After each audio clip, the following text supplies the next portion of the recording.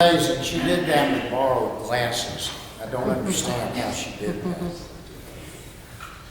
It's Friday night, about 6:30 in the evening, and you're caught in heavy traffic. It's bumper to bumper, and you're late for where you're headed. And you're in the right-hand lane out on the interstate, and the cars are slowing and slowing and slowing, and you're getting more agitated because you're going to be late, and then the cars come to a complete stop. And you sit there and thoughts that we won't discuss go through your head, and all of a sudden you look in your rear view, and here comes this imbecile roaring down the shoulder, gonna get past everybody, and much to your surprise and your chagrin, right when that person gets just right even with you, he stops the car. And he flips on his blinker, turning left, and he rolls down the window, and he leans out, and he motions for you to stay back, that he wants to get in front of you. Well, you can bet that this is some clown whose mother and daddy years ago told him how special he was, and that he had every right to do something like that. So, you know, the question I ask when we get into that situation is, how do I react? I'm not going to tell you. You might not laugh, leave me around here, but how do you react? How do we react when things of that nature happen? Do we ignore that person? Do we make sure that we are so close to the car in front of us that there's no way under the sun that he could possibly get in there? We're not even going to talk about gestures. We just have things that we need to know we might do, and what is it that makes us do those things? Now that's one possibility. Or do we give that person the benefit of the doubt? Do we give him the benefit of the doubt and keep our foot on the brake, maybe gritting our teeth, but let him slowly get in front of us? How do we react to a situation like that? Has a lot to do with your story, how you react to it, and with my story, how I react to it.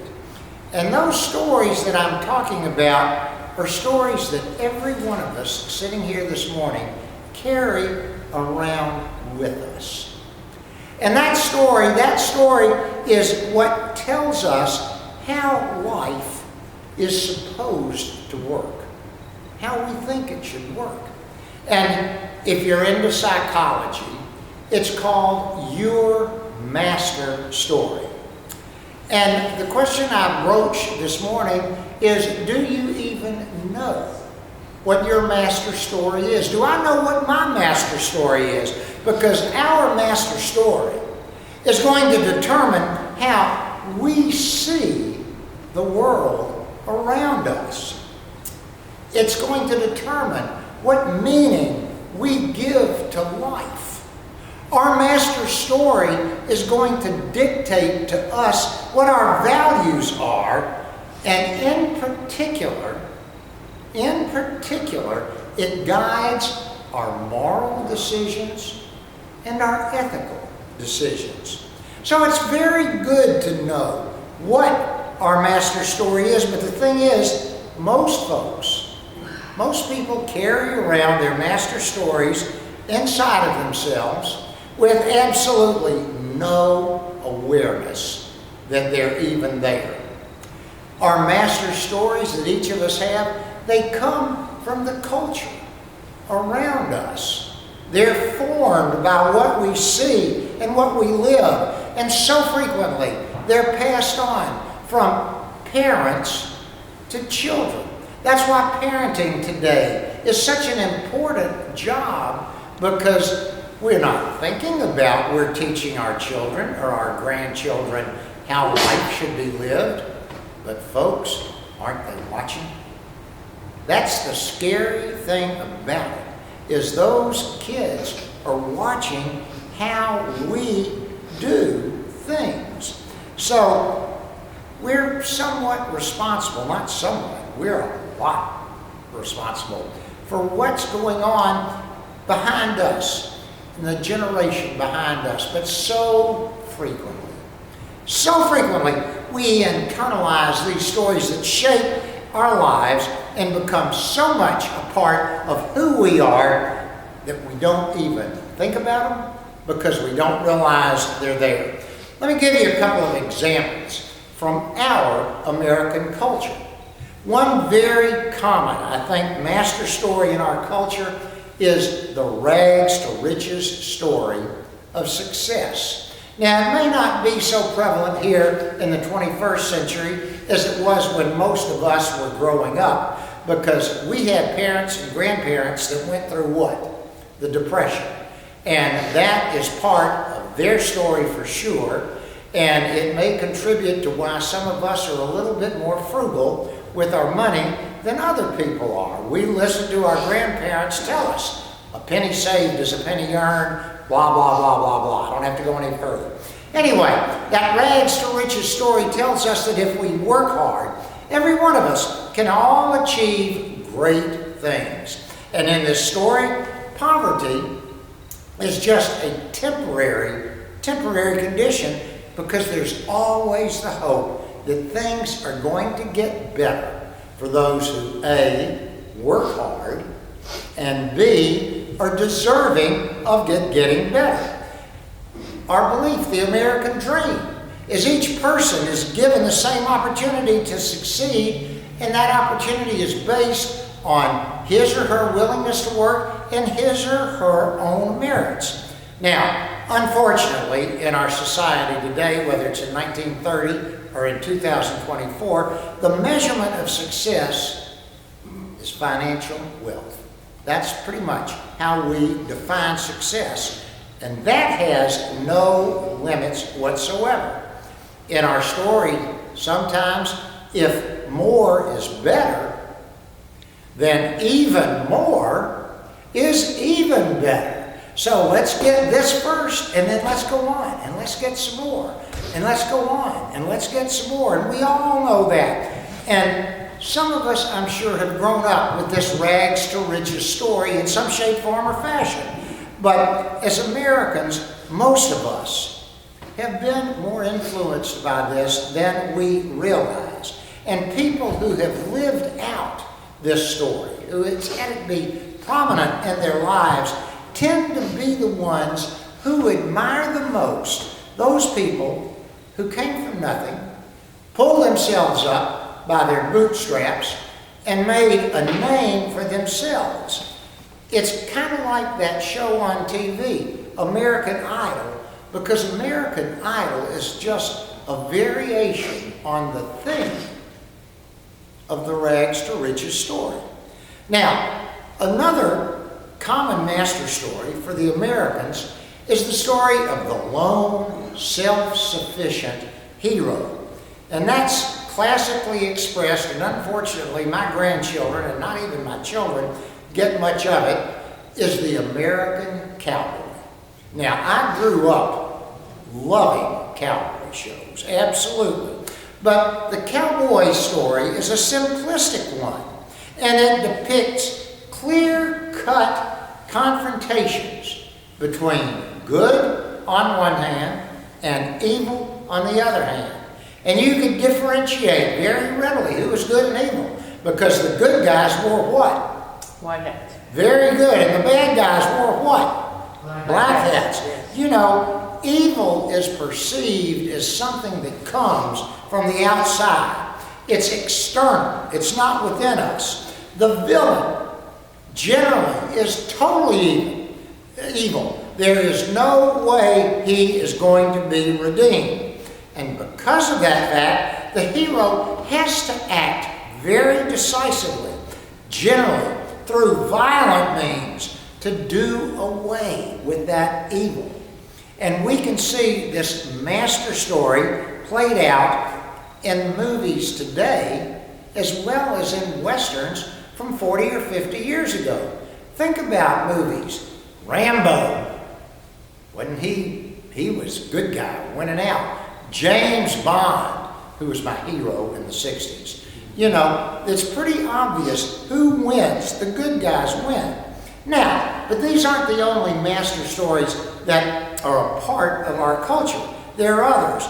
But in our generation now, there are a number of people, a large number of people, who are living without any master story. And if we go back a generation or two, and I don't know the initials in front of all of these generations behind us, and I really don't need to, but we all know that the generations change from one 20-year group to the next 20-year group. But so many of these people are living without a master story. They come into the world, they don't get much guidance, and they become disillusioned. They feel like life has absolutely no meaning. They may have no story, and that may be the scariest thing of all, as I have looked this past week at what I've been studying. Because without a master story to guide us, and I mean all of us, we don't have a moral compass. We just don't have something that tells us from within, this is right and this is wrong. And our lives, because of that, so frequently become totally void of any values. Now, I've been talking about individuals, just single people like me, like you. But here we are together this morning. And we've got to consider that faith groups have master stories as well. And those master stories that we have, that Grace St. Luke's has, that all of our sister churches around town have, and across the world, those stories are there to be shared with the community. Not just the community which we all belong to, but the community of God's creation. But in our generation, there are so many that don't have master stories. There seems to me, as I study, that there's a master story that our Muslim friends have that is very clear. It's about a very faithful prophet. And that prophet followed God's will totally and completely. And guess what? That prophet was rewarded for his faithfulness. And then, that's what it means to be a Muslim. And then there are our Jewish friends. And they have a story that we know very well. And it's a story about redemption and God's people. It's the story of the Exodus that started way over here in Egypt. And it ended way over here in the Promised Land. And Jewish folks over centuries have internalized that story so that it clearly shapes their lives. And I've told you all before, I lived on Yates for 30 years, Little Israel, right down the street from right now, 3 different synagogues. And Friday night, come rain, snow, sleet, hell or high water, those folks are walking to the synagogue.